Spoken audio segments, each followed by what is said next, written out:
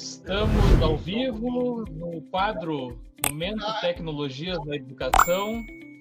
Eu, professor Viegas, professor Sérgio Job Lima, o mestre dos magos. Mestre dos magos! Eu sou o mestre dos magos.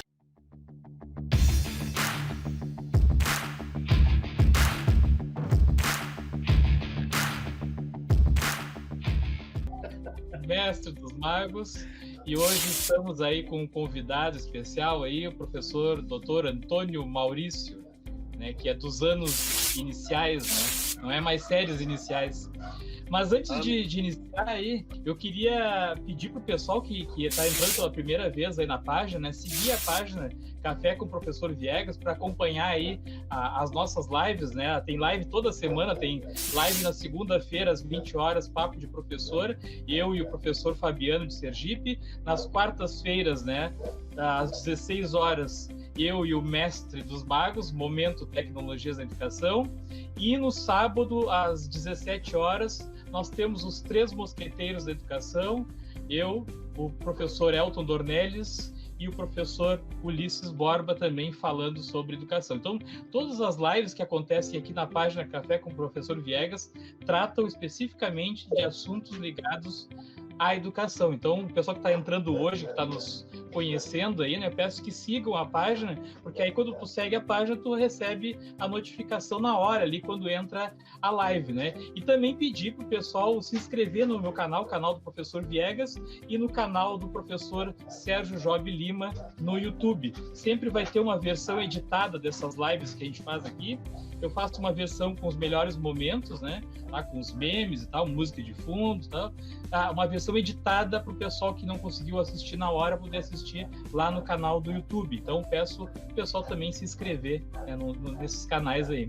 Tudo bem, como é que tá vocês aí?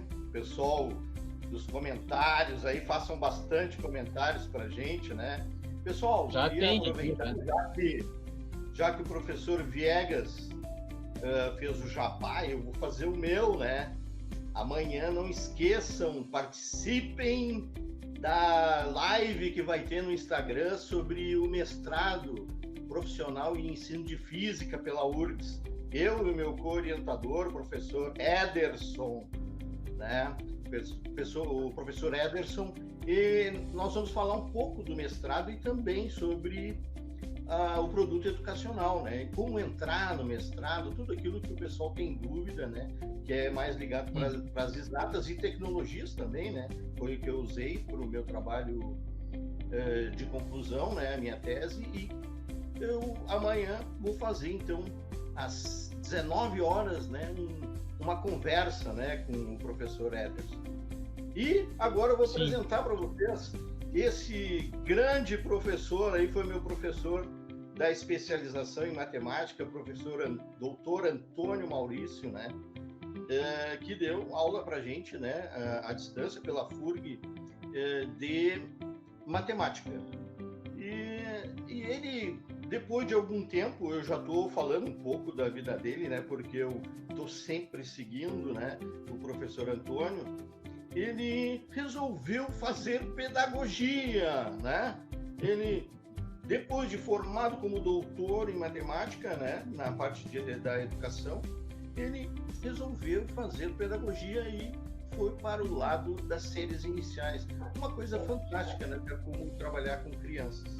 E eu convidei ele, eu e o professor Viegas, convidamos ele para fazer um bate-papo, né, sobre o que está acontecendo agora com os professores, né, com relação à tecnologia das séries iniciais, né. Então, essa dúvida, né. Professor Antônio Maurício, por favor, se apresente. Boa tarde, então, aos colegas, ao pessoal que está nos acompanhando.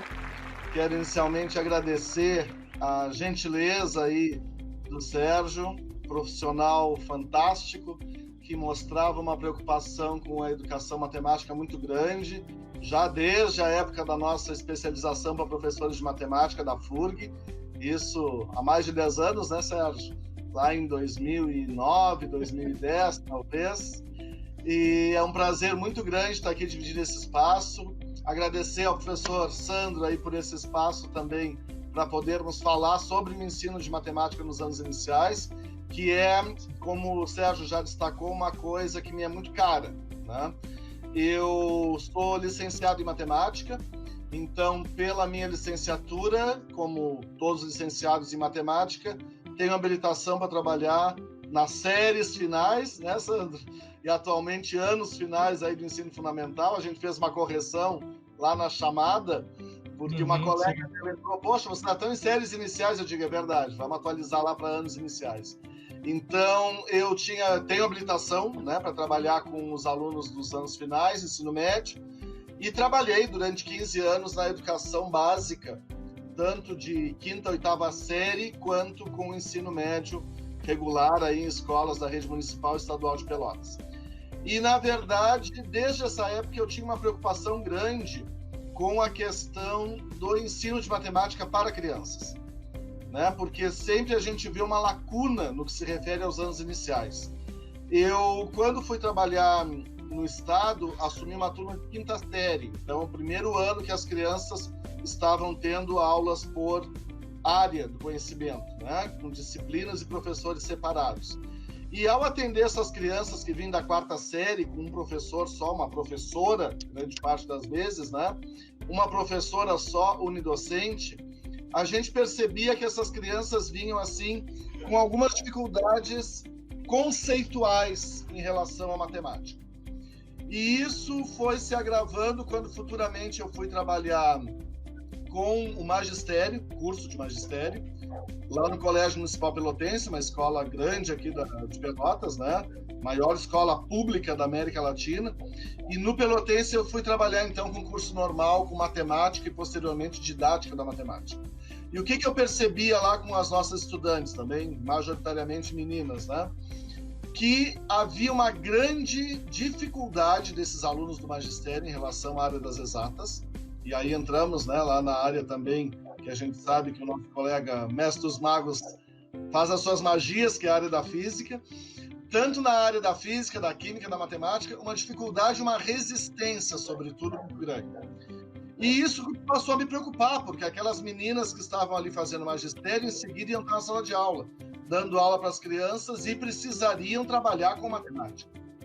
Bom, a partir disso, né, dando seguimento à carreira, fiz mestrado, fiz doutorado e acabei dando aula na FURG. Fiz um primeiro concurso para a FURG, onde eu tive o privilégio de ter aula aí com o nosso colega Sérgio, um excelente profissional, um aluno nota 10, com grandes contribuições sempre lá na turma, nas nossas atividades presenciais no Polo de Santo Antônio da Patrulha.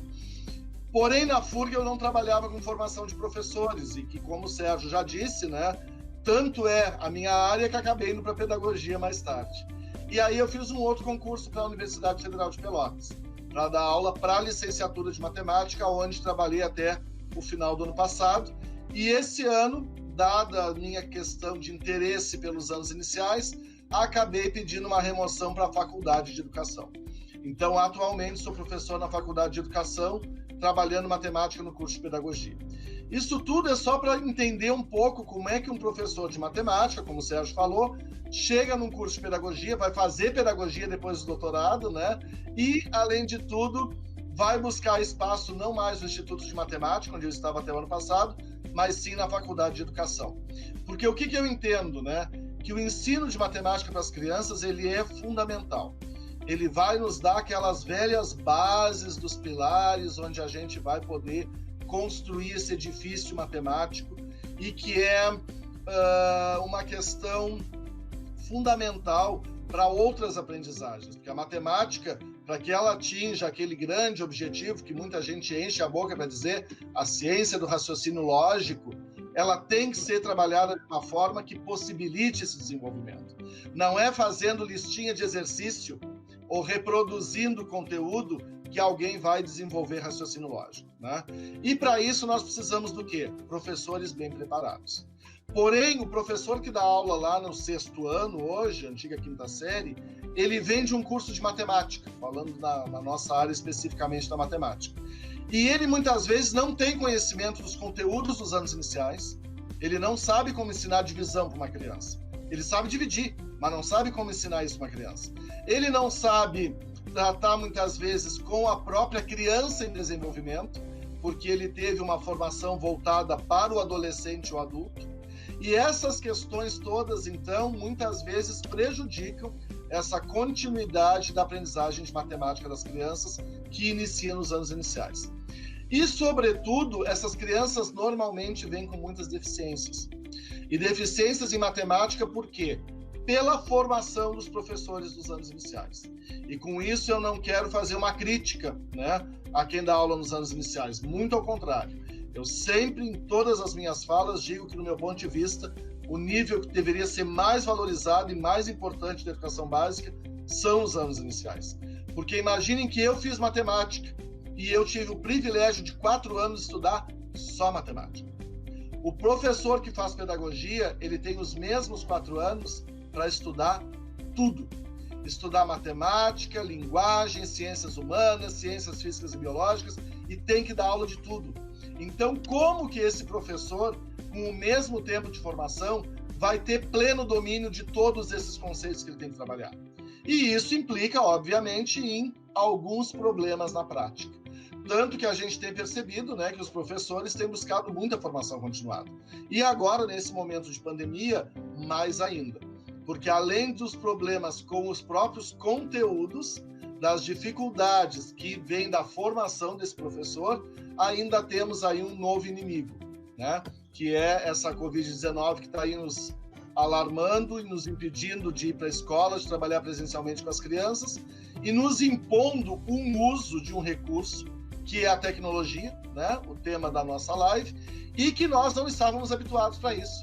E, quiçá, tivemos preparação para isso. E aproveitando a tua fala aí sobre a questão dos professores, né, não estarem preparados, né, por não trabalhar. Eu, por exemplo, assim, eu sempre dei aula para curso técnico, eu dou aula de estatística, né, no curso técnico de contabilidade, e sempre trabalhei com ensino médio, até mais terceiros anos, né. Então, eu sempre tive, eu vou dizer bem sincero, eu sempre tive medo até de tentar um concurso para ensino fundamental, porque eu não me vejo dando aula para criança, né, para assim, menor, né, porque realmente é bem o que tu falou, a gente tem essa linguagem, eu fiz engenharia, né, eu comecei dando aula de física, que nem o Sérgio, e depois fiz licenciatura em matemática, então a gente realmente não tem esse preparo aí para dar aula para criança, principalmente séries iniciais, né, eu não faço nem ideia de como é que poderia ser. Aquilo que você falou ali da questão da divisão, né, que o professor sabe fazer a divisão, mas não sabe ensinar, é a pura verdade. Realmente, quando trata dessas questões mais básicas aí, eu posso responder por mim, né? Eu, de fato, sinto mais dificuldade. E a gente sente essa falta de base dos alunos, né? Eles chegam com essa deficiência e chegam também com esse medo aí, né? Da matemática, né? Da matemática, da física, da área das exatas em geral, né? Eu dou aula também aqui no Barão, por um curso normal, para as meninas, as garotas que estão fazendo, né, o curso normal para dar aula para as séries iniciais, né, para educação infantil. E eu noto uma coisa, sabe o que elas falam para mim? A maioria delas, eu vou fazer o curso normal porque não tem muita matemática, né? Que é o contrário, né? Eu disse para elas, acho que vocês se enganaram, porque aqui é um lugar onde vocês têm muito mais matemática. Em primeiro lugar, vocês têm matemática nos 3 anos. E depois ainda tem a didática da matemática. Me desruga tudo a minha pele. Que essa questão que o Viegas fala, eu vejo isso nos meus alunos, né, ex-alunos da licenciatura em matemática. Eles têm um preparo e mais voltado ainda para o ensino médio, mais do que para trabalhar com as crianças dos anos finais. E trabalhar com os anos iniciais, então, nem pensar. Eu, sempre que trabalhei na matemática, procurei desenvolver nos estudantes da licenciatura em matemática um interesse pelos anos iniciais, para que minimamente conhecessem o que é um ábaco, o que é um material dourado. Porque quando chega na escola, o nosso colega dos anos iniciais, se tiver dificuldade em matemática, ele não vai procurar o professor de geografia. Ele vai procurar o Sandro, ele vai procurar o Viegas, o Sérgio Viegas, que são professores da área de matemática. Só que aí, muitas vezes, a nossa resposta é, olha, me desculpa, mas eu não tenho como te ajudar. Embora eu seja o cara da área. E por que eu não tenho como ajudar? Porque a formação de matemática não tem esse objetivo. Ela tem como objetivo preparar para ensino de matemática mesmo, nos anos finais ou médio, né? E essa questão que o Sérgio traz, eu vivi isso aí no magistério e vivo na pedagogia. Muitos, não é total, é claro, né? A gente sempre tem exceções, mas muitos estudantes têm essa ideia. Não, aqui a matemática é mais leve, eu vou ver coisas para trabalhar com as crianças, não tem uma matemática como tem na engenharia, claro que não tem, né? Mas o conteúdo matemático dentro do ensino normal ou da pedagogia, de fato, ele é muito grande. Porque eu tenho que trabalhar duas questões fundamentais, o conceito e a metodologia. Porque só o conceito não faz o professor, só a metodologia também não. Então eu tenho que unir essas duas coisas. E isso é o grande diferencial do próprio curso de pedagogia ou do curso normal, né? Mas, assim, pessoal, em relação, né, à pergunta aqui, que é o título da nossa live, é possível usar tecnologia nos anos iniciais? Eu vejo, assim, duas grandes perspectivas para essa questão, né? É bom que já vão aparecer as questões que a gente vai costurando. Até, assim, professor, essa questão, o Sérgio enumerou uma série de questões ali, ele me passou, é tudo filho do Sérgio, essas perguntas aí. Ele disse que passou para ti, se tiver alguma coisa... Não, vai costurando, não tem problema. Eu sei, é culpa do Sérgio. Tem dois vieses aí que a gente pode pegar. O primeiro deles seria numa situação normal, ou seja, fora da pandemia, né? A questão de usar tecnologias nos anos iniciais. Bom, do meu ponto de vista, é algo inevitável e fundamental, né? Os PCNs, que são lá de 97, já nos apontavam caminhos para fazer matemática na sala de aula. Que caminhos eram esses? Usar a história da matemática, algo que também eu já tive um pé lá nesse campo, eu acho fundamental. A gente tem que conhecer a história do nosso componente, o desenvolvimento das questões conceituais, e eu sempre cito um exemplo muito interessante, bem comum. Hoje, espero que não, embora tenha dúvidas, mas não se usa mais o professor pegar, né, a régua para bater na mão do aluno quando ele usa os dedos para contar. Só que isso era comum em meados do século passado. Desconsidera totalmente a origem do sistema de numeração decimal. Por que o nosso sistema de numeração é base 10? Porque o homem usava os dedos nas mãos para contar os 10 dedos. E aí a professora pegava uma régua e batia na mão da criança que usava o dedo para contar. Uma contradição enorme por desconhecimento da própria história, né? Então a história da educação é um caminho importante. A resolução de problemas, tá aí o Sérgio da Física e o Viegas também, que vai concordar comigo, tenho certeza, né? Lá na própria contabilidade, tu parte de um problema para estudar matemática. Tu não vai para a matemática pela matemática. A matemática está a teu serviço. Então, a resolução de problemas na física é fundamental.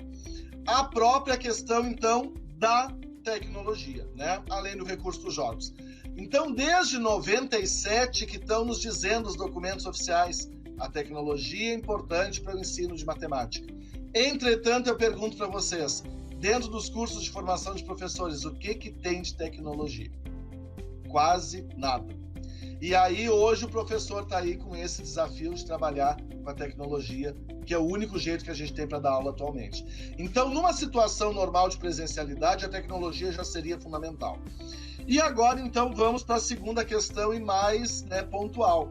Hoje, é possível a gente, afinal, ensinar com as crianças mediado pela tecnologia, a partir de um ensino remoto, não presencial, à distância, porque muitos nomes apareceram aí, né?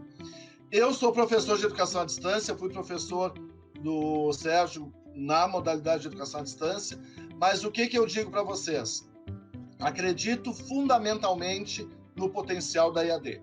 Agora, o que nós temos hoje nas escolas não é EAD. Nós estamos trabalhando com um recurso emergencial para atender uma necessidade que nos foi imposta.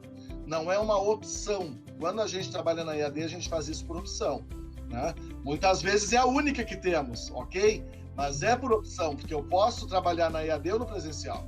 Na EAD, a gente tem uma estrutura, a gente tem um polo, e O Sérgio tinha um polo dos melhores que a Universidade Federal trabalha, né? Que é o polo de Santo Antônio da Patrulha, aquele polo muito bem equipado, bem atendido de pessoal, e que nós tínhamos momentos presenciais.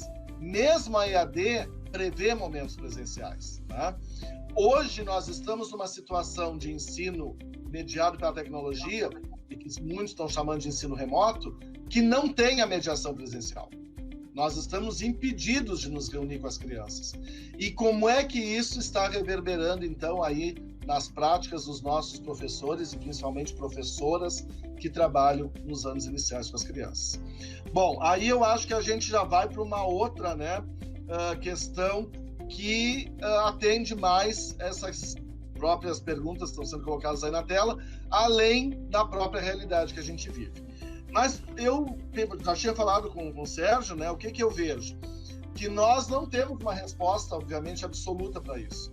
A gente tem algumas considerações que a gente vai conversando, vai podendo construir, até porque nós estamos vivendo um momento de ruptura e de construção. E essa construção está se dando, né, daquele velho jeito meio problemático. A gente está consertando o carro, trocando pneu com o carro andando.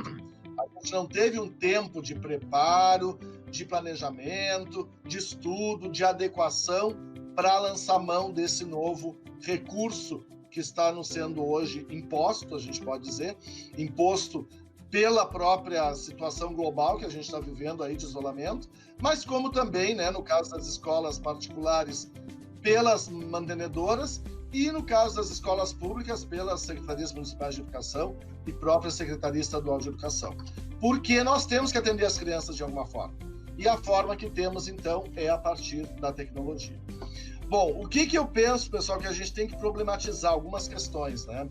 Por exemplo, tanto os PCNs quanto a própria Base Nacional, a BNCC, nos trazem que a criança dos anos iniciais, ela é uma criança que está no momento de transição, aí da educação infantil para os anos iniciais, de uma escola menos formal, porque a educação infantil ela é uma escola, ela é educação, mas ela tem uma maior preocupação e tem entre os seus objetivos não trabalhar conceitos ou formalizar conceitos, mas sim trabalhar outras questões, né, das crianças, dentre elas a socialização, dentre elas a questão do convívio dentro de um outro espaço que não é o espaço familiar e outros tantos objetivos da educação infantil.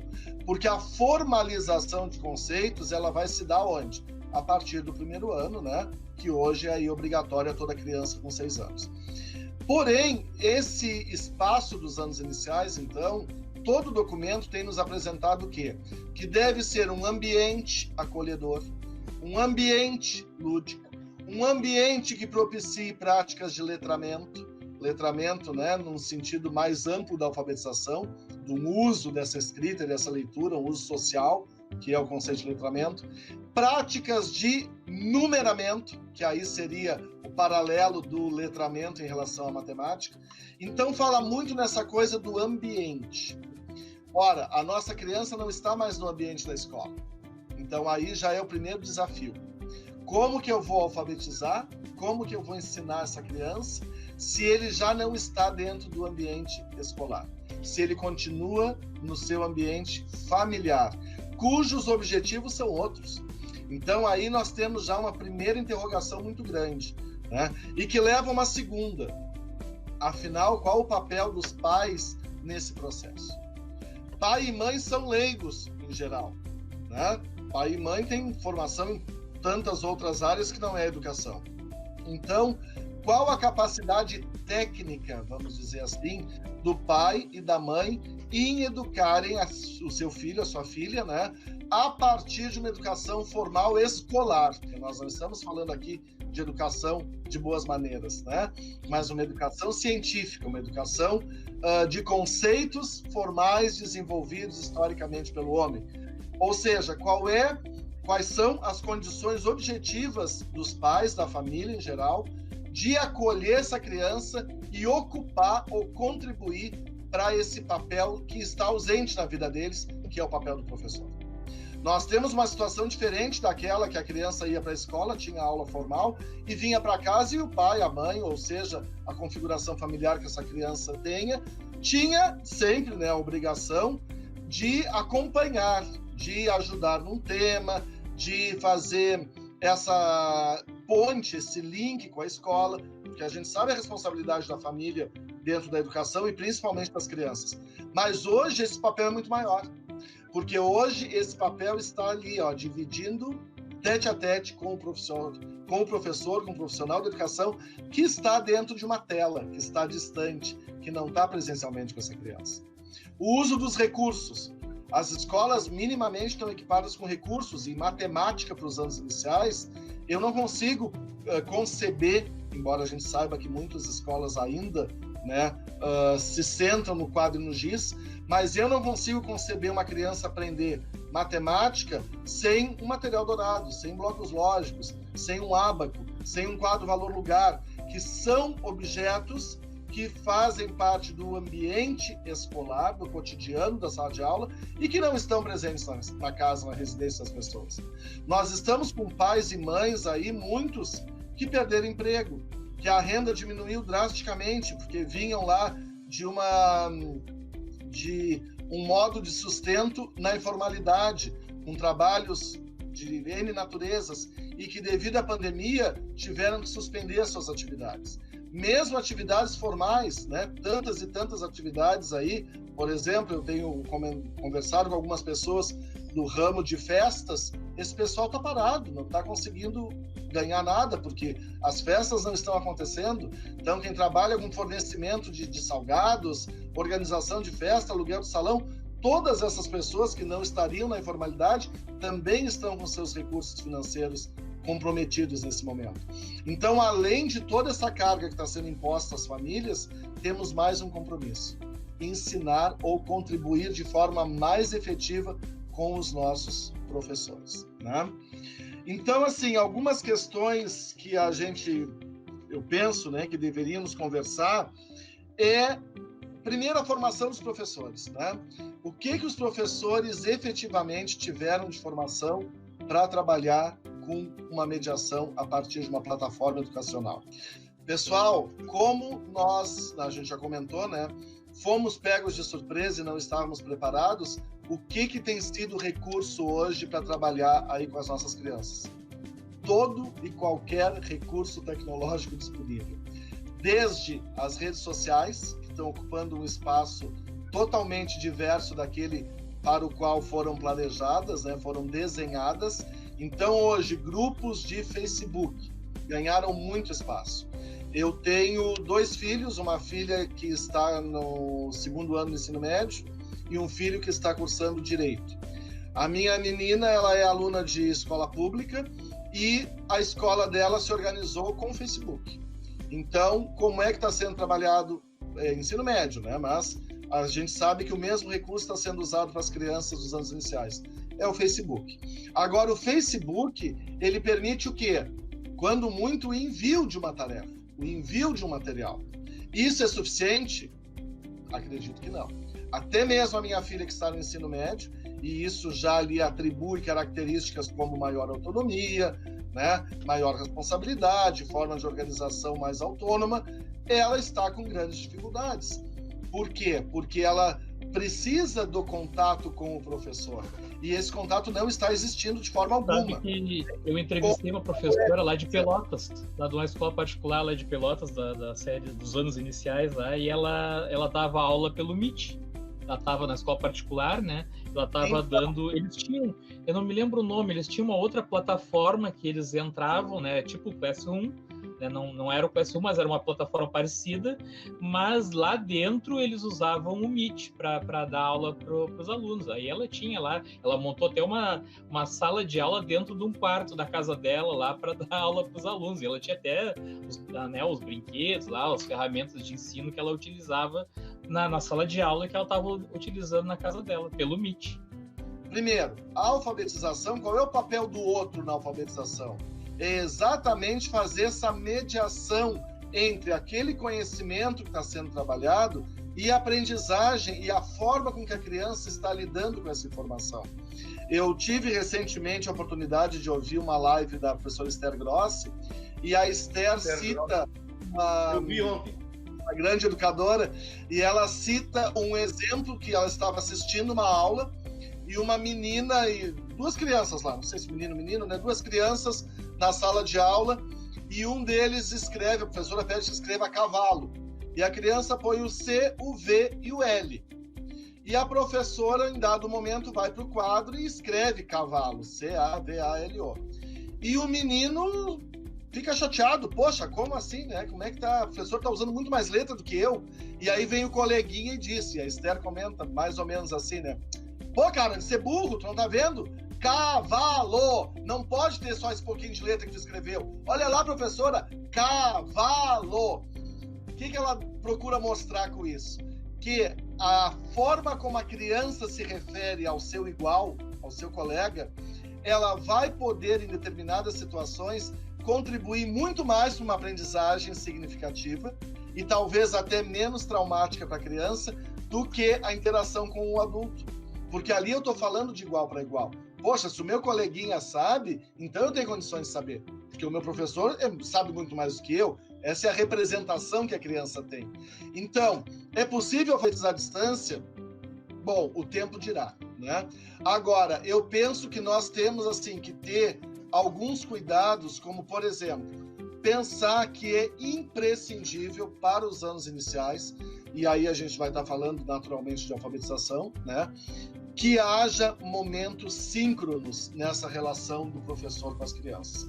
Seja o uso do Meet, como o Sandro citou, que estava sendo usado, seja qualquer outra plataforma que permita essa interação online, síncrona. Por quê? Porque é o mais próximo que a criança vai chegar de um espaço de sala de aula.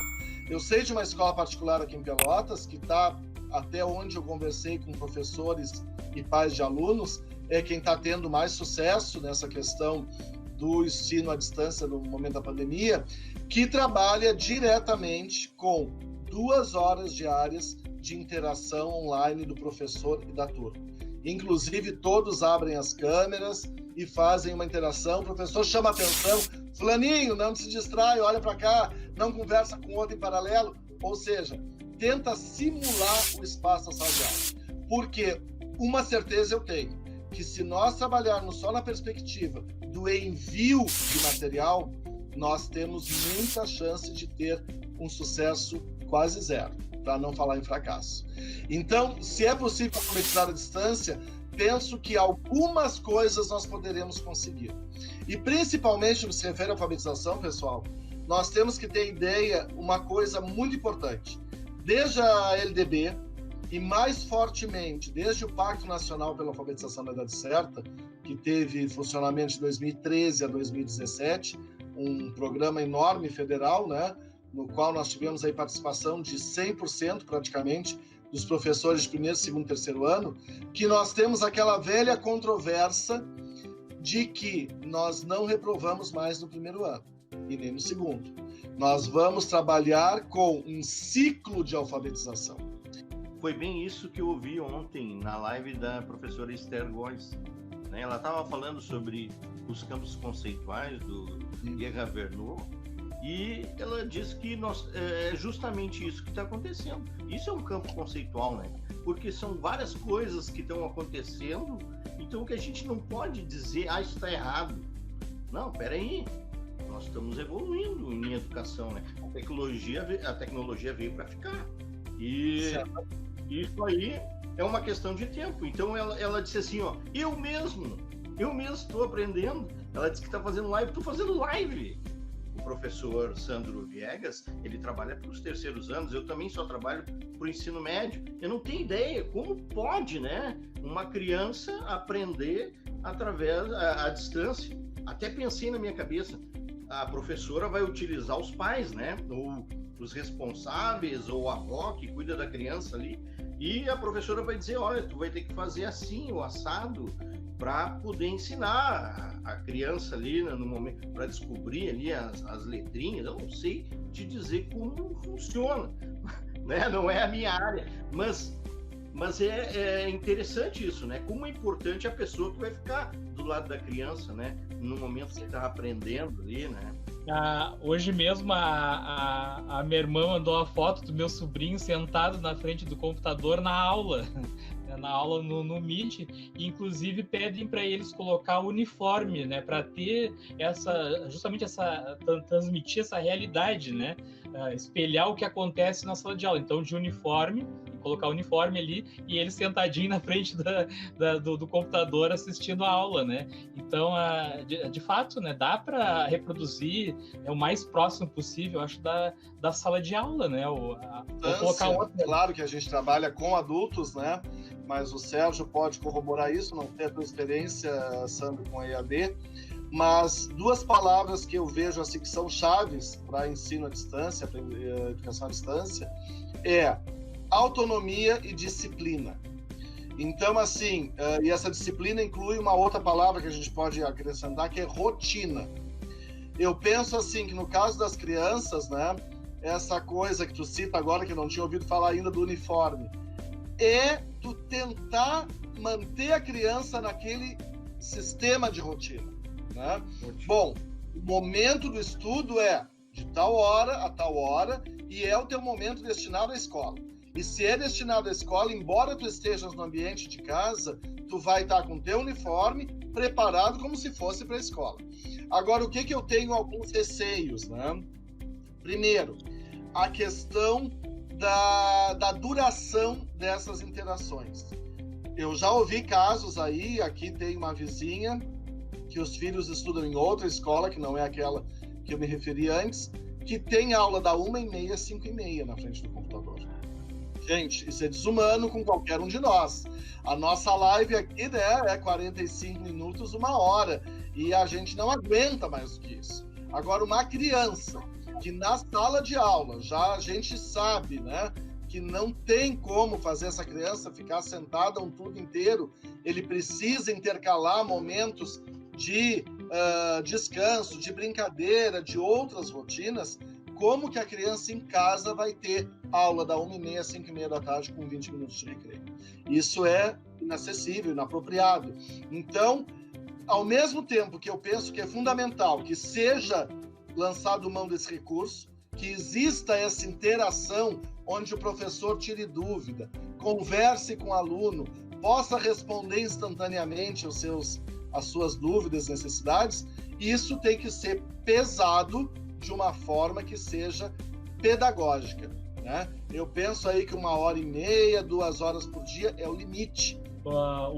A criança e o adolescente, né, eles já passam muito tempo na frente do computador, jogando, né, assistindo, sei lá, vídeos no YouTube, né? E aí, além disso, agora ele aumentou esse período na frente do computador, porque ele não vai deixar de fazer as coisas que ele fazia antes, jogar ou assistir vídeos no YouTube. Então, além desse tempo que ele tinha na frente do computador, que já era bastante tempo, né? Agora ele ainda tem que estudar na frente do computador, né?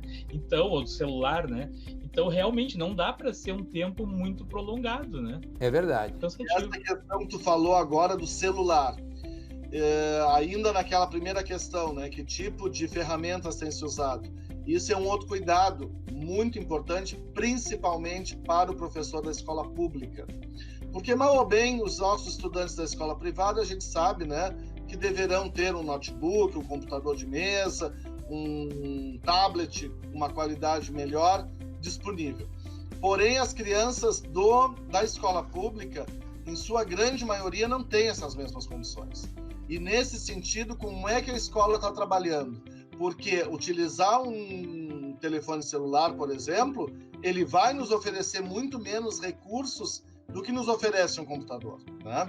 E ainda estávamos comentando esses dias aqui na família que todas as pessoas trabalhadoras com uma situação econômica estabilizada, quem tem 2, 3 filhos, olha, ninguém tem 2, 3, 4 computadores dentro de casa, né? Ninguém tem um laboratório de informática em casa. Então, mesmo as pessoas que têm uma situação financeira mais estabilizada estão passando por dificuldade. É um filho que quer o computador em tal hora, o outro que precisa, e tudo isso tem que ser levado em consideração nessa organização da escola, né? Mas eu penso assim que os nossos professores, como sempre, estão se mostrando aí heróis, né? Porque estão se desdobrando, fazendo algo que não estavam preparados da melhor forma, deixando a escola invadir suas casas. Eu achei muito interessante esses dias uma piada, pode-se dizer, que estava circulando no Facebook, né? Da professora que está dando aula e passa o cachorro, o caminhão do gás ou algo do gênero, e ela se desculpa por aquilo. E aí alguém lhe chama atenção, né? Não, na verdade, nós é que temos que pedir desculpa, porque a escola invadiu a casa do professor. E isso é verdade, nós estamos no nosso ambiente que não é o nosso ambiente de trabalho, né? E com os nossos recursos, porque nós estamos tendo que pagar uma internet melhor, gastar luz, nós estamos gastando aí muito mais com equipamentos, porque olha, eu já vi professor desembolsando lousas, pointers, tá? Um mouse melhor, uma tela melhor, como o próprio Sandro falou, transformando uma parte da casa numa mini sala de aula. Sabe que eu cansei de me estressar, porque eu edito os meus vídeos do Meet, né? Ele vai direto pro G-Drive lá, né? Eu faço o download dele e edito para colocar no meu canal, tiro a parte que os alunos falam ali e tal. E eu cansei de brigar, porque assim, aqui no meu vizinho, cada vez que chega alguém, os cachorros ficam, ele tem um monte de cachorro, fica enlouquecido, né? E aí, o que eu comecei a fazer? Eu comecei a colocar um cachorrinho na tela, pulando ali e latindo, né? Fazer uma brincadeira no vídeo, porque assim, não tem o que eu fazer, não adianta eu me estressar com isso, porque eu tô fazendo um vídeo. Quando eu fazia vídeo só pro YouTube, pro meu canal, eu procurava aqueles horários que eu sabia que ia ter menos barulho, ia pro local onde tinha menos barulho, mas agora não tem, a aula é ao vivo ali no Meet, né? Não tem o que fazer. Então, já que eu não posso evitar, né? Então realmente os professores estão buscando alternativas aí, e é o que a gente tem, né? Tá dentro da tua casa ali, não tem o que fazer. E é aquilo, essa interação aluno-aluno, né? Ela foi comprometida com uma relação aluno-professor, e as formas que a gente tem de minimizar isso é aquilo, é o que os nossos recursos tecnológicos disponíveis nos oferecem. A participação da família, né? Sejam pais, avós, quem for que faz parte aí desse universo familiar, ela certamente mudou, né? Já havia um envolvimento necessário da família e nem sempre existente, nós infelizmente temos que assumir, né? Muitas vezes a criança tem que se virar por conta própria, só que hoje isso é fundamental. E é fundamental por quê? Porque essa família precisa dar continuidade àquilo que o professor consegue promover a partir da interação, seja ela com um vídeo, seja ela com um material enviado. Agora, aí nós temos um outro grande problema. Qual o conhecimento e até onde vai a capacidade, vamos chamar técnica, desse avô, desse pai, dessa mãe, para contribuir com o aprendizado da criança? Se nós, que somos profissionais da área, o Sandro acabou de confessar que não saberia ensinar divisão para uma criança, né? Não é o não saber ensinar, mas não tem a técnica para isso. O Sérgio está concordando. E eu digo para vocês, e aí volto lá na pedagogia. Por que eu fui fazer pedagogia? Porque eu estou trabalhando, falando diretamente de formação para os anos iniciais. Mas da mesma forma que o Sérgio pode dar aula para quem vai dar aula para criança. Mas o Sérgio não pode dar aula para criança. Não sabia. Os alunos que do terceiro ano, do segundo ano e do primeiro, do ensino médio, eles já vêm com uma bagagem de conhecimento, né? Eles já têm subsunsores lá para começar a aprender. Para mim é fácil, o cara sabe somar, né? O cara sabe o que é uma equação, sabe o que é uma incógnita. Agora, como fazer isso? Não sei! O grande diferencial, e do meu ponto de vista, quem mais tinha que ser valorizado, é o professor dos anos iniciais. Aí pela ausência ou pela outra natureza desses subsunsores. Porque essa criança, ela está ancorando a sua aprendizagem nos anos iniciais em experiências não organizadas, experiências heterogêneas, experiências extraescolares não intencionais. Agora, o aluno que chega no ensino médio, ele passou por 8 ou 9 anos de escolaridade formal. Alguma coisa formalizada ele tem que ter. E além da própria questão da responsabilidade, né, gente?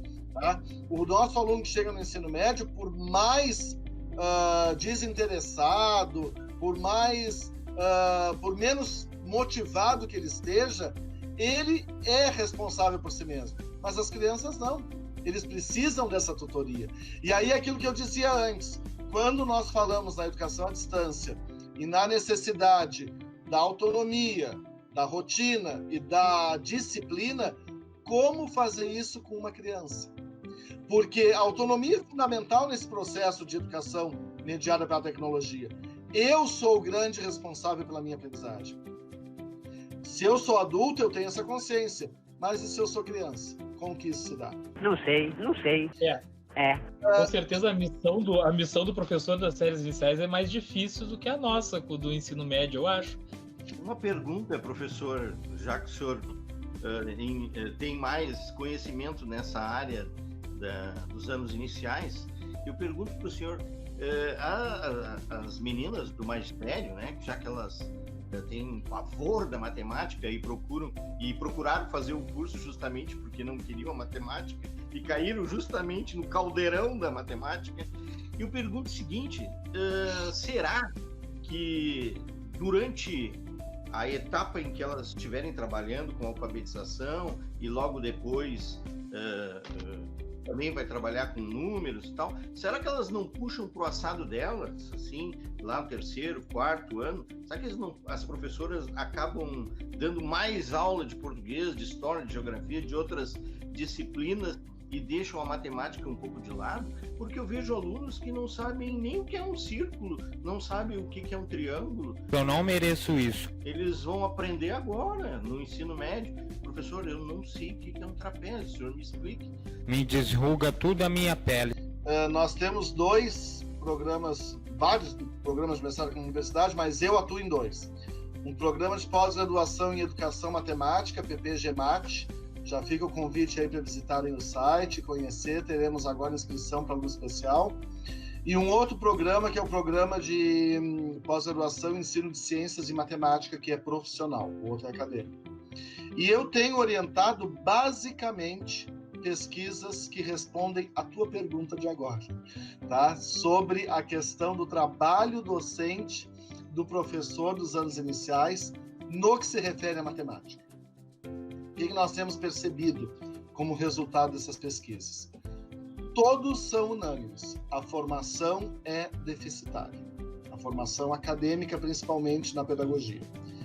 Quem vem do curso de magistério tem outro perfil.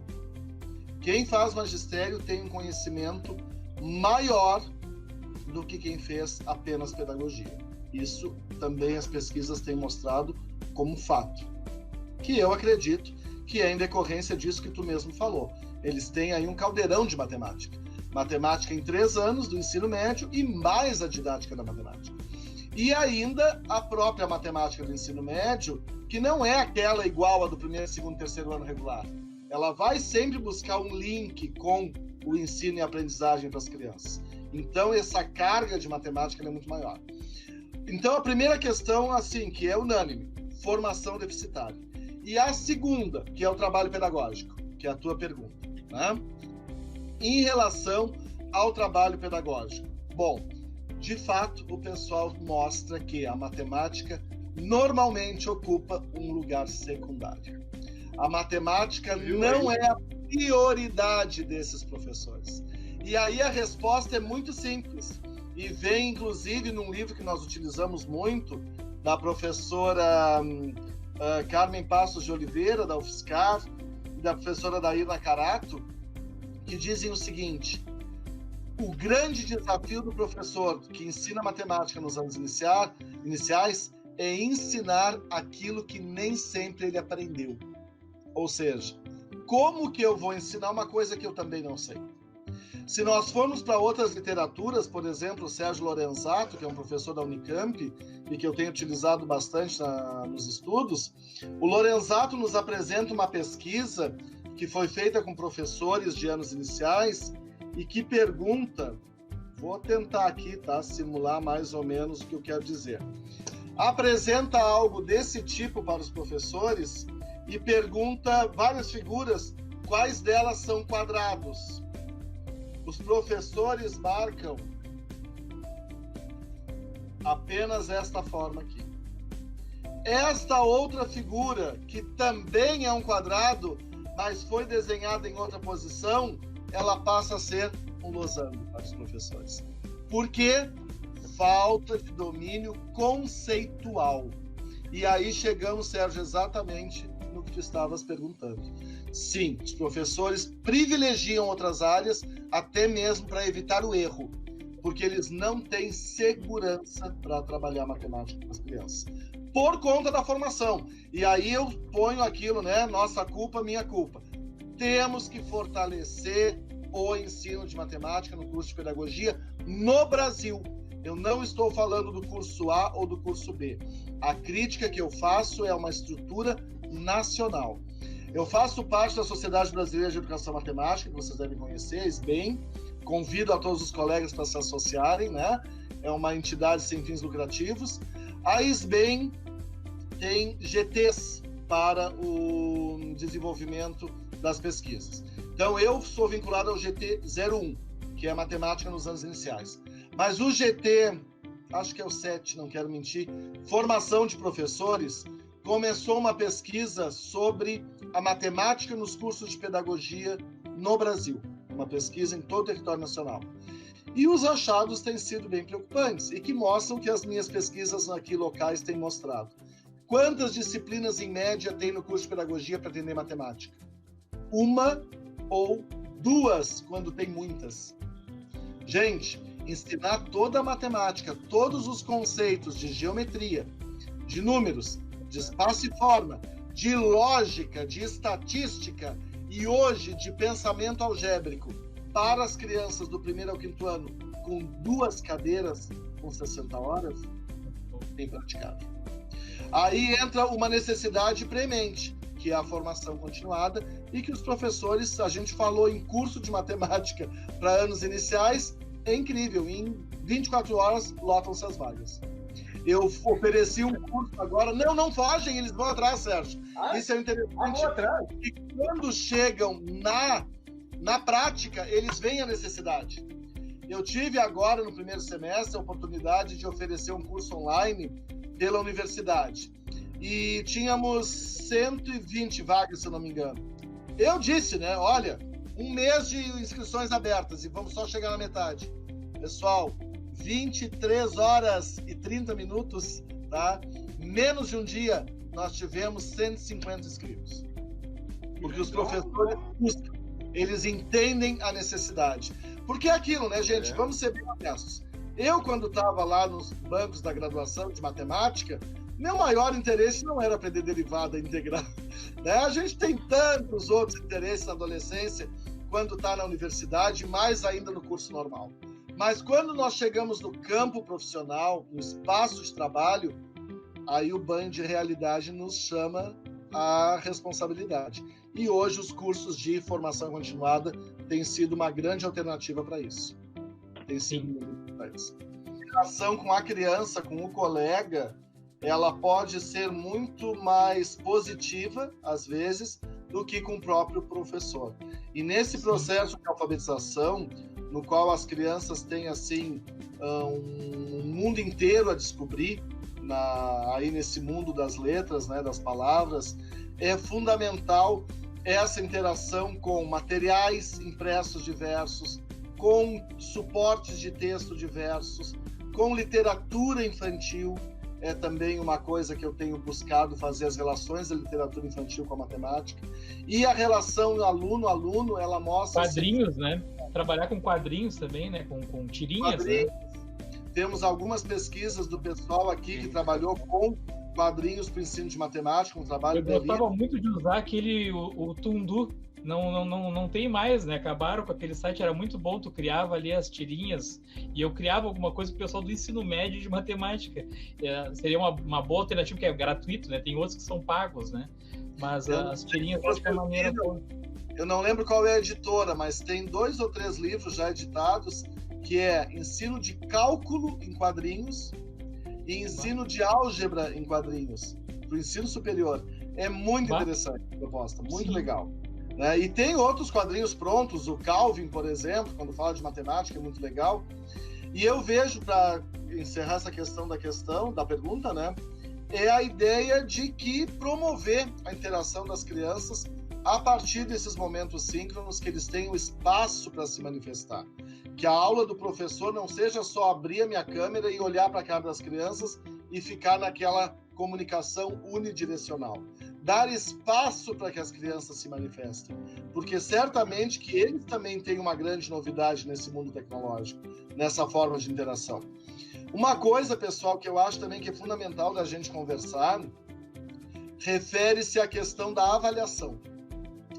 A avaliação é um nó, né? É uma pedra nos nossos sapatos em condições normais. Em matemática, mais ainda.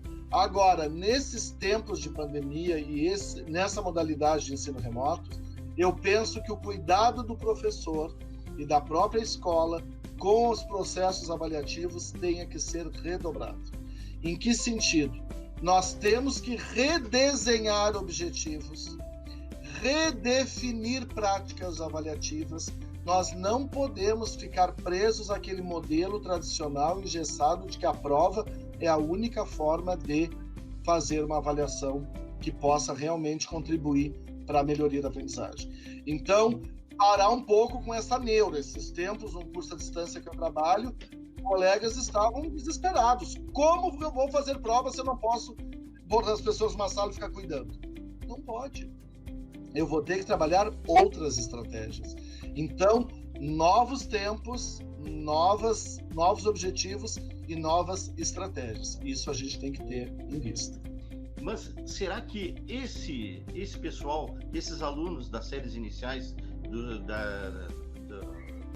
da educação básica, lá no futuro eles não vão sentir esse momento, né, da forma cognitiva, assim? Será que não vai ter algum retrocesso? Não sei. É uma coisa a se pensar, né, e se discutir. Sérgio, o que eu tenho conversado muito com o pessoal em relação à dimensão dessa pergunta que tu faz, né?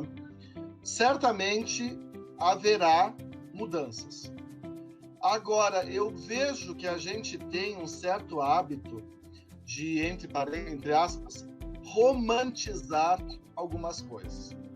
Gente, a nossa escola, infelizmente, ela não tem condições ideais de trabalho.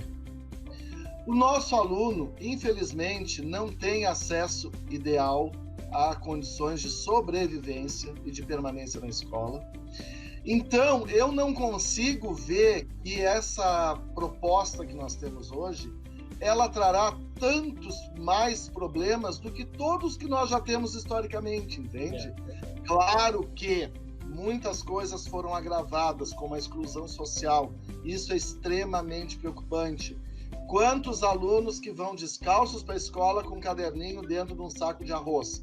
A gente sabe que isso é uma realidade, dentro lá da sacolinha do supermercado. Hoje, essas crianças não estão participando de nenhum processo. Eles não estão nem com acesso por um celular, porque aquele celular, muitas vezes, né, é só para receber chamada, ele não tem acesso à internet, ele não tem recurso. Essas crianças, as escolas estão procurando atender, mandando material, entregando em casa. Bom, se a criança que tem uma mínima interação já está com dificuldade, a criança que só recebe um livro em casa vai ter muito mais. Então, eu acredito que, nesse sentido, sim, nós teremos um alargamento nas diferenças sociais e na exclusão, que é algo terrível que nós vamos ter que buscar estratégias para superar. Agora, no restante, quem está inserido nesse processo, ele terá outras características, do meu ponto de vista, mas eu não vejo que virá com grandes prejuízos. O que me parece que é fundamental, e até, né, já nos encaminhando aí para o final, considerando até o mesmo compromisso do colega, e eu também tenho uma reunião logo mais, eu acho que hoje, pessoal, o que nós temos que ver, principalmente em relação a objetivos, né? Nós temos que comparar qual é a importância hoje, nesse cenário, do conhecimento científico que a gente tem na escola normalmente e do valor da vida. Nós estamos vendo aí os nossos governantes dizendo que podem voltar para a escola, que é fundamental voltar para a escola. 130 mortos. 130 mil mortos. por 2 números ou é estar vivo. Então, hoje eu acho que os valores humanos, eles têm que estar em primeiro plano para todas as nossas ações em educação e na escola. E nós vamos dar conta disso, nós vamos nos reerguer, nós vamos buscar os prejuízos. Agora, teremos consequências? Certamente. Mas eu não vejo que sejam tão problemáticas assim. Nós temos que repensar questões de alfabetização, por exemplo, que ela não se dá de modo instantâneo e nem intrínseco a determinado momento, que alfabetizar é um processo. Então, esse processo, ele agora teve início. Ele vai ser consolidado ao longo do ano que vem e do outro ano. Ou seja, nós temos que ter novos objetivos. E para esses objetivos serem bem atingidos, colocarmos o humano acima do técnico, do científico, porque senão nós teremos um prejuízo maior ainda. É o que tu acabou de dizer. O número de mortes que a gente assiste todo dia aí tem que ser uma preocupação maior do que se o aluno está aprendendo matemática, potência ou trigonometria, né? Então, eu já até a guisa de encaminhamentos, né, penso que é isso que a gente tem que pensar, que entender as limitações e o esforço que os nossos colegas professores estão fazendo em todos os níveis, principalmente nos anos iniciais, pela característica do sujeito que está do outro lado da tela, porque uma coisa é um adolescente, um adulto lidar com a tecnologia, outra coisa é uma criança, né? Pensarmos que o uso para diversão da tecnologia ele é totalmente diferente do uso com uma intencionalidade pedagógica. A gente sabe que as nossas crianças aí passam 24 horas com o computador jogando. Agora, tem uma dificuldade para passar 1 hora tendo que aprender alguma coisa. E isso é natural, né? Aquilo que é lúdico. Uma colega falava aqui na tela, o lúdico tem que estar presente. Usar jogos, usar produções, quem tem capacidade, aqui temos um grande exemplo na tela, né? Aqueles vídeos maravilhosos que o Sérgio tem produzido, aquelas figuras que se movimentam, aquilo é algo assim, fantástico. Nem todos nós temos essa capacidade. Agora, tem material do colega, tá aí, vamos pegar o vídeo do Sérgio, vamos valorizar o que está lá no YouTube, vamos valorizar as produções dos colegas. Isso é o importante nesse momento, do meu ponto de vista.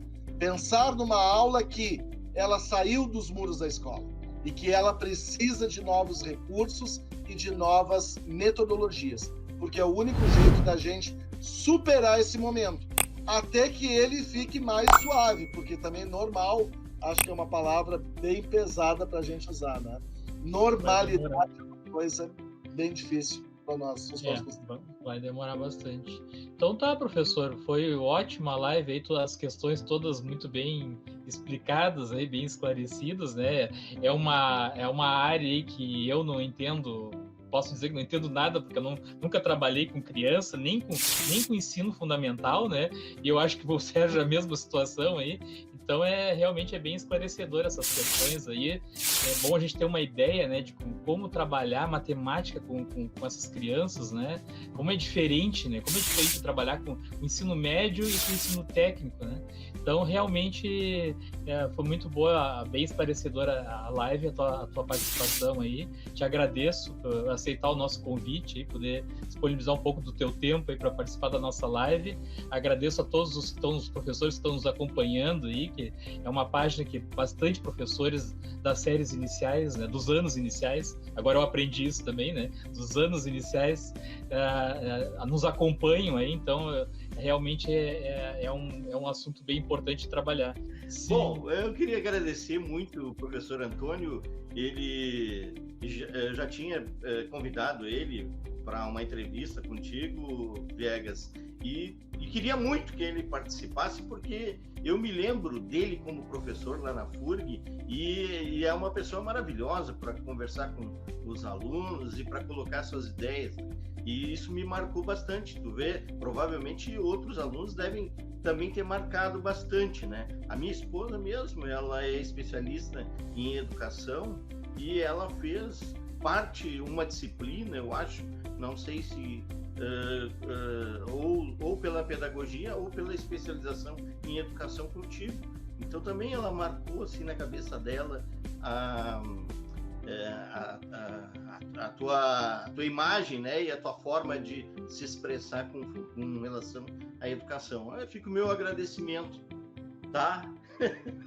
Pessoal, gostaria de agradecer muito o carinho de vocês, tá? Sandro, foi um prazer te conhecer, agradeço ao Sérgio por essa oportunidade. Foi meu. Já estando lá no canal, materiais maravilhosos, tá? E agradecer muito ao pessoal que nos acompanhou e deixar, assim, todo o meu respeito e consideração aos professores, principalmente de educação básica, que estão aí tentando sobreviver, manter o vínculo com a qualidade possível com os nossos estudantes, e deixo, né, fica à minha disposição para vocês, para outros momentos. O meu e-mail pessoal tem, depois o Sérgio pode botar à disposição, o Sandro deixar até mesmo lá na live, e qualquer coisa, que a gente está à disposição. Obrigado pela oportunidade da gente conversar. Um grande abraço. Então tá. Obrigado a todos e até a próxima live. Um abraço. Tchau, tchau. Tchau, pessoal.